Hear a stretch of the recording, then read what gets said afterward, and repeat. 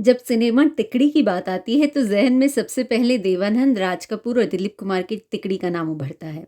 मगर एक दौर था जब सुलोचना यानी रूबी मैस, गौहर और सविता देवी की तिकड़ी बहुत मशहूर थी। और ये तीनों उस दौर की हाईएस्ट पेड टॉप एक्ट्रेस थी।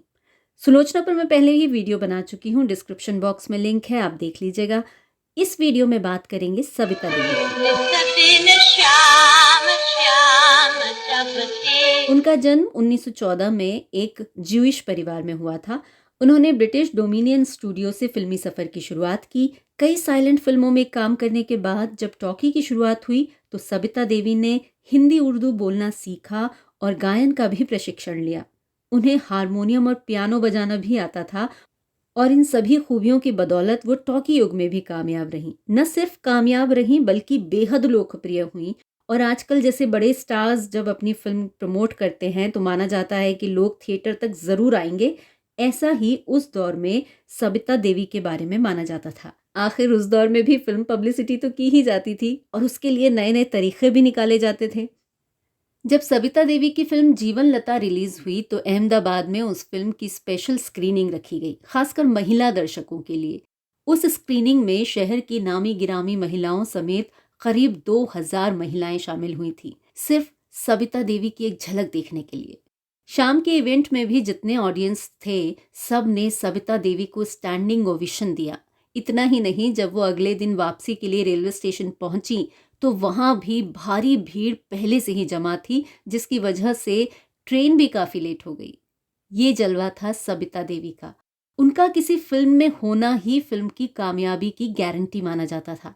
जब उनकी अगली फिल्म कुलवधू यानी डॉटर इन लॉ रिलीज हुई तो फिल्म मैगजीन में फिल्म से जुड़े सवाल पूछे जाते थे। ये सब फिल्म को प्रमोट करने के लिए और सविता देवी जैसी कलाकार की लोकप्रियता को भुनाने के तरीके थे, मगर बहुत काम आते थे, आज भी आते हैं। सविता देवी वैसे भी सिर्फ पर्दे पर चमकती गुड़िया नहीं थी। उनका अपना एक व्यक्तित्व था, विचारधारा थी। वो अपने विचारों को अपने आर्टिकल्स के माध्यम से लगातार अपने दर्शकों तक पहुंचाती रहती थी। वो अपने आर्टिकल्स के माध्यम से संभ्रांत परिवारों की महिलाओं को भी फिल्मों में आने के लिए प्रेरित करती थी। बाद में उन्होंने डॉक्टर अंबालाल पटेल, निर्देशक सर्वोत्तम बादामी के साथ मिलकर एक प्रोडक्शन कंपनी भी खोली जिसका नाम था सुदामा पिक्चर्स, जिसकी फिल्म हॉलीडे इन बॉम्बे के बारे में कहा जाता है कि उसने बॉक्स ऑफिस पर नए कीर्तिमान गढ़े थे। सविता देवी की कुछ और मशहूर फिल्मों में आपकी मर्जी और लेडीज ओनली जैसी कॉमेडी भी शामिल है। 1930 में ब्रिटिश डोमिनियन फिल्म्स लिमिटेड की फिल्म से शुरू हुआ उनका अभिनय का सफर 1947 की इंकलाब तक चला, जिसका निर्देशन मशहूर लेखक कृष्णचंद्र ने किया था। शादी के बाद वो इंग्लैंड चली गई और कहते हैं कि वो 1965 में कोलकाता आई थी और वहीं उनका निधन हुआ। सविता देवी ने ज्यादातर फिल्में सागर मूवी टोन के साथ की। कहते हैं कि चिमनलाल देसाई ही उन्हें कोलकाता से मुंबई लाए थे, जो सागर मूवी टोन के लिए एकदम सही फैसला भी था। सागर मूवी टोन वो स्टूडियो था जिसने मोतीलाल और सुरेंद्र जैसे कलाकारों को लॉन्च किया था। मोतीलाल की पहली फिल्म थी शहर का जादू और उसमें उनकी हीरोइन थी सविता देवी। इसी फिल्म से ये जोड़ी हिट हो गई थी और फिर दोनों ने साथ में कई कामयाब फिल्में दी। सविता देवी मोतीलाल से सीनियर थीं और अपने काम के लिए पूरी तरह समर्पित। उन्होंने मोतीलाल को अभिनय और मेकअप के विषय में काफी कुछ सिखाया भी, लेकिन कहते हैं उनकी प्रैंक करने की बहुत आदत थी। अब जिस घटना का जिक्र मैं करने जा रही हूँ उसे भी प्रैंक का ही नाम दिया गया था, मगर ये सचमुच प्रैंक ही था या कुछ और, इसका फैसला आप खुद करिए। शहर का जादू फिल्म के एक दृश्य में मोतीलाल को सविता देवी को थप्पड़ मारना था, मगर मोतीलाल नए थे इसीलिए झिझक रहे थे। पर सविता देवी के समझाने पर उनकी नर्वसनेस कम हुई और उन्होंने थप्पड़ मार दिया।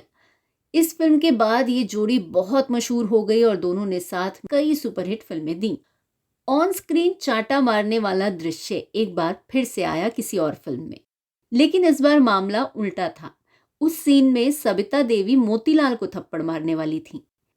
सीन की शूटिंग शुरू हुई। सविता देवी ने बिना किसी झिझक के मोतीलाल को कसकर चाटा मार दिया। कायदे से सीन ओके हो जाना चाहिए था, मगर साउंड रिकॉर्डिस्ट ने सीन को हरी झंडी नहीं दी और उस सीन का रीटेक हुआ और फिर करीब 14 रीटेक हुए। यानी सविता देवी ने मोतीलाल को करीब 14 बार चांटा मारा, वो भी जोर से।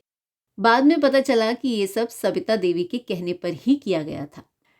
अब ये प्रैंक था या कुछ और, ये आप डिसाइड कीजिए। वैसे भी फिल्म इंडस्ट्री में चाटा मारने के और भी कई किस्से हैं, जिनमें दो तो बहुत ही मशहूर हैं। एक मुगले आजम में दिलीप कुमार का मधुबाला को चांटा मारना, और दूसरा भगवान दादा का ललिता पवार को चांटा मारना, जिसने खूबसूरत युवा ललिता पवार का पूरा करियर ग्राफ बदल कर रख दिया। इनके बारे में जानने के लिए वो वीडियो देखिए, जिनके लिंक डिस्क्रिप्शन बॉक्स में दिए गए हैं। सागर मूवी टोन और मोतीलाल से जुड़े वीडियो लिंक्स भी आपको डिस्क्रिप्शन बॉक्स में मिल जाएंगे। ये वीडियो कैसा लगा ये ज़रूर बताइएगा। पसंद आया हो तो लाइक, कमेंट, शेयर करना मत भूलिएगा, और अभी तक चैनल सब्सक्राइब नहीं किया है तो जल्दी से कर लें, वैसे भी फ्री है। ऐसे इंटरेस्टिंग वीडियो आपको आगे भी देखने को मिलते रहेंगे।